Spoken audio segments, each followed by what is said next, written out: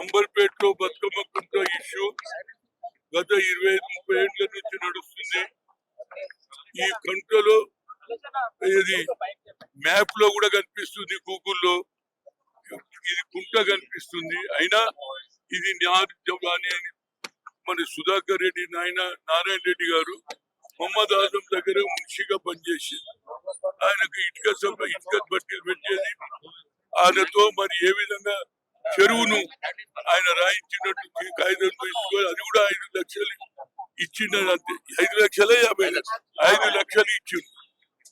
దాంట్లో ఏం చేసిండు, అఫిడేవిట్ ఏం చెప్పిండు, అది కుంట ఉండే ఆ కుంటను కూర్చిన దానికి 30 లక్షలు అన్నాడు. ఆయన కుంటను మూసినే ఒప్పుకుంటుండే. ఇప్పుడు ఏమైనా ఆయన కుంట బతుకమ్మ లేకుంటే దాని మీద ఎప్పుడైతే ముఖ్యమంత్రి గారి ఆదేశాల మేరకు మన ఐడా రంగనాథ్ గారు మొదలు పెడితే దాంట్లో కూడా చేసిండు సార్. అవి డ్రైనేజ్ నీళ్లు కిందికి వెళ్ళిపోతున్నాయి. చూస్తే డ్రైనేజ్ లేదు, అన్ని నీళ్ళే, ఫుల్ నీళ్లు వచ్చినాయి. ఆ తర్వాత 4 నెలల్లో ఇది పూర్తి చేసినాక మళ్ళా ఆయన ఏదేదో కాగితాలు పెట్టేసి ఆఖరుకు మళ్ళీ ఒక ఆర్డర్ తెచ్చిండు.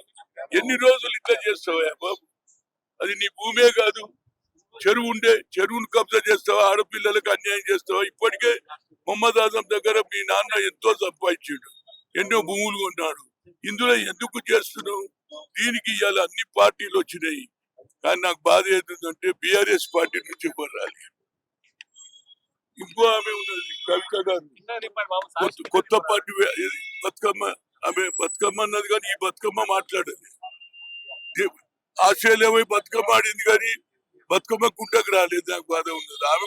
ఆమె ఆలోచన కూడా చెప్పాలి. ఆమె కూడా తప్పనిసరి బతుకమ్మ కుంట అని ఆడపడుచులతో మాట్లాడాలి. అదే విధంగా కేటీఆర్ కోరేది ఏంటంటే ఒక వ్యక్తి గురించి మీ పార్టీకి చెడ్డ పేరు తెచ్చుకోవద్దని కోరుతున్నా. తప్పనిసరిగా న్యాయం మా వైపు ఉన్నది. అదే కోర్టును కూడా అడుగుతున్నా, ఒక కమిషన్ వేయండి, వాళ్ళని వచ్చి తెలుసుకోమనండి. ఇక్కడ మహిళలు సంతోషంగా ఉన్నారు. ఈ ఏరియాలో ఉన్నటువంటి ప్రజలు కూడా మంచి వాతావరణం ఏర్పడింది. మేము పొద్దున్న 5 గంటలకు పోగానే ఎప్పుడు వాకింగ్ చేయాలని మహిళలు అడుగుతున్నారు, స్టూడెంట్స్ అడుగుతున్నారు, అందరూ అడుగుతా ఉన్నారు.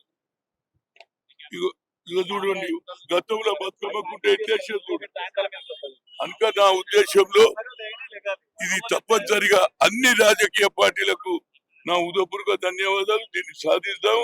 అదే విధంగా గౌతు లచ్చన్నది కూడా నేను గతంలో ఆడిటోరియం అన్నాం కానీ ఆయన ఆంధ్రాకి వెళ్ళిపోయింది కాబట్టి అక్కడ మహాత్మా జ్యోతిరావు పూలే ఆడిటోరియం కట్టియడానికి అది కూడా Mohammed Azam excess land, surrender చేసిన ల్యాండ్, దాన్ని కూడా కాపాడితే ఇక్కడ ప్రజలకు డబ్బులు అంటే నోట్ అంటే ప్రింట్ చేస్తాం, భూమి అంటే ప్రింట్ చేస్తాం రా బాబు. ఉన్న భూమిని కాపాడుకుంటే వచ్చే తరం వారికి పెళ్లిళ్ళని, లైబ్రరీ అని, చదువుకోవడానికి కూడా అంతా మిడిల్ క్లాస్ వాళ్ళు ఏడవ మ్యారేజ్ వాళ్ళు కొట్టే ఎంత పైసలు పెడతారు. ఇదైతే చిన్న చిన్న కుటుంబాలకు లాభం అవుతుందని ముఖ్యమంత్రి గారిని రిక్వెస్ట్ చేస్తున్నా.